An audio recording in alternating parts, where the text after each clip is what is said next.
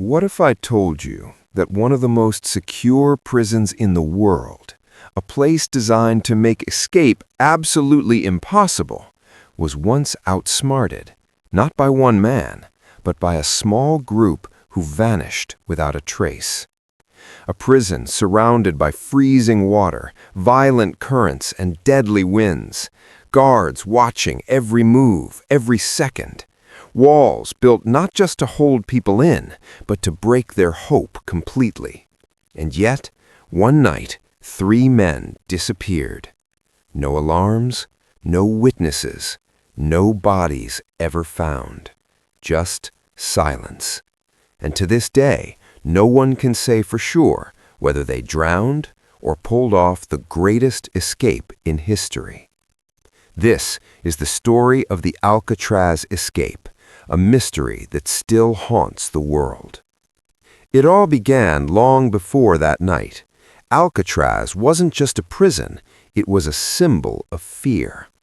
Located on a small island in the middle of the ocean, far from the mainland, it was known as the Rock, not because of its structure, but because of its reputation. Once you were sent there, it meant one thing: society had given up on you. The journey to Alcatraz itself felt like a final goodbye. Prisoners would arrive by boat, surrounded by cold, dark water that seemed endless. The ocean wasn't just a boundary, it was a warning. Inside, life was even worse. The cells were small, cold, and lifeless. No comfort, no warmth, just steel bars and silence. Prisoners were watched constantly. Guards walked the corridors day and night, making sure no one stepped out of line. Even the simplest things were controlled. When you ate, when you spoke, when you slept. Every second of your life belonged to the prison. And then there was the isolation. Alcatraz didn't just lock you up physically, it slowly crushed your mind. Some prisoners spent days, weeks, even months without proper human interaction. The silence could drive a person insane. But the real reason no one ever escaped was what waited outside. The water around the island was freezing cold. Strong currents pulled you away from land. Sharp rocks waited beneath the surface. And even if you somehow survived all that, the distance to shore was long enough to drain every ounce of strength from your body. It wasn't just a prison, it was a trap. Over the years, many tried to escape. Some made it to the water, but none were ever confirmed to have survived. That's why Alcatraz earned its reputation, escape-proof. But then came a group of men who saw things differently. Frank Morris was not an ordinary prisoner. From a young age, he had been in trouble, moving from one place to another, never settling, never fitting in. But what made him different was his intelligence. He wasn't just smart, he was calculated. He could see things others missed. Patterns, weaknesses, opportunities. And when he arrived at Alcatraz, he didn't see an unbreakable prison, he saw a puzzle. Then there were the Anglin brothers, John and Clarence. They grew up together, worked together, and eventually got into trouble together. Unlike many criminals, they weren't violent, but they were desperate, and that desperation led them to rob banks. Their bond was strong, they trusted each other completely, and that trust would become the foundation of something unbelievable. There was also another man involved, Alan West. He had a history of escape attempts. He knew prisons, he knew their routines, their blind spots, their flaws. And most importantly, he knew Alcatraz better than most. He had spent time working maintenance, which meant he understood the structure of the prison, especially the walls. And that's where everything began. One day, West noticed something strange. Behind the walls of their cells, there were small ventilation openings. Nothing unusual at first glance, but when he looked closer, he realized something shocking. The walls weren't as solid as they seemed. Years of moisture had weakened the concrete. It wasn't impossible to break through, just difficult. That one discovery changed everything. The idea of escape was no longer a dream, it was a plan. But here's the twist. This wasn't something they could do in days or even weeks. It took years. Every night, when the lights dimmed and the guards made their rounds, they started working. Using nothing but stolen spoons, they chipped away at the concrete around the vents, slowly, carefully, making sure not to make noise. And when the sound of their digging could be heard, they had a trick. They played music. During certain hours, prisoners were allowed to play instruments, and during those moments, they would dig faster, letting the music cover the sound. Piece by piece, night after night, they widened the holes. No one noticed, no one suspected. But digging a hole wasn't enough. They needed a way out, and a way to survive once they got there. So they went further. Using stolen materials, they created fake heads. Yes, fake heads. Made from soap, toothpaste, and bits of concrete, they shaped them to look like real human faces.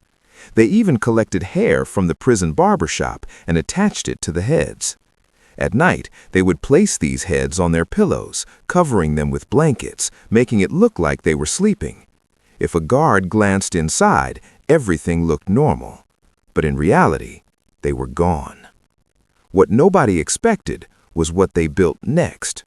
From raincoats, dozens of them, they created a raft, a fully functional inflatable raft. They stitched them together, sealed them carefully, and tested their durability. They even made life jackets just in case. All of this built inside a maximum security prison without anyone noticing. It sounds impossible, but it happened. And then the night came. June 11th, 1962. Everything was ready. The holes were complete, the fake heads were in place, the raft was prepared. One by one, they slipped through the openings in their cells, crawling into a hidden corridor behind the walls. From there, they climbed up through pipes, reaching the roof of the prison.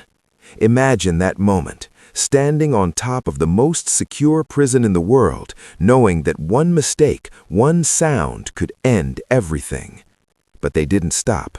They moved quietly, carefully, making their way down the other side, avoiding guards, avoiding lights. And then they reached the shore. The cold air, the dark water, the sound of waves crashing. This was it. There was no turning back. They inflated the raft, stepped into it, and pushed off into the ocean. And just like that, they were gone. The next morning, everything seemed normal. Guards walked through the corridors, checking cells. When they reached Morris and the Anglin brothers' cells, they saw them sleeping, nothing unusual. But then, something felt off. One of the guards tried to wake them up, and that's when everything changed. The head rolled off the pillow and shattered on the floor. It wasn't real, it was fake. Panic spread instantly. The prison went into lockdown. Every cell was checked, every corner searched, but they were nowhere. They had escaped. An impossible escape had just happened. The investigation began immediately. The FBI was called. The Coast Guard joined in. Search teams scanned the ocean, the nearby islands, the mainland. But there was nothing. No raft, no bodies, no trace. Just questions. Some believed they drowned. The water was too cold, the currents too strong. It seemed unlikely anyone could survive. But others weren't so sure. Because over the years, strange things started to happen. Reports came in, sightings, letters, rumors. Family members claimed they received messages. Some said they saw the brothers years later, living under different identities. One photo even surfaced, showing two men in another country who looked very similar to the Anglin brothers. But nothing was ever confirmed. No proof, no closure. And that's what makes this story so haunting, because we don't know how it ends. Did they die in the water, fighting against the waves until their strength gave out? Or did they survive, reaching the mainland, disappearing into the world, starting new lives far away from everything? The truth is still out there. And maybe that's what makes this escape so powerful. It wasn't just about breaking out of a prison. It was about proving something, that even in the most controlled environment, even when everything is designed to break you, the human mind, the will to be free, can find a way. But there's also a darker side, because freedom comes with a cost. If they survived, they had to leave everything behind, their families, their identities, their past. They couldn't come back. They couldn't be seen. They had to live in the shadows, forever. Was it worth it? We may never know. Years later, Alcatraz was shut down. The prison that once held the most dangerous criminals became a place of history, a tourist attraction. People walk through those same cells today, looking at the walls, the vents, the beds where the fake heads once rested. They hear the story. They imagine the escape, but they still ask the same question. How? How did they do it without being caught? And where did they go? Because after all these years, the mystery remains unsolved. No bodies were ever found. No final answers were ever given. Just a story frozen in time. A story of courage, intelligence, and risk. A story that feels almost unreal, yet completely true. And maybe, somewhere out there, the truth is still waiting to be discovered. Or maybe it's already gone, just like them, lost in the endless waves of that cold, dark ocean. But one thing is certain. On that night in 1962, 3 men looked at an impossible situation and refused to accept it. They didn't wait for hope. They created it. And then they vanished.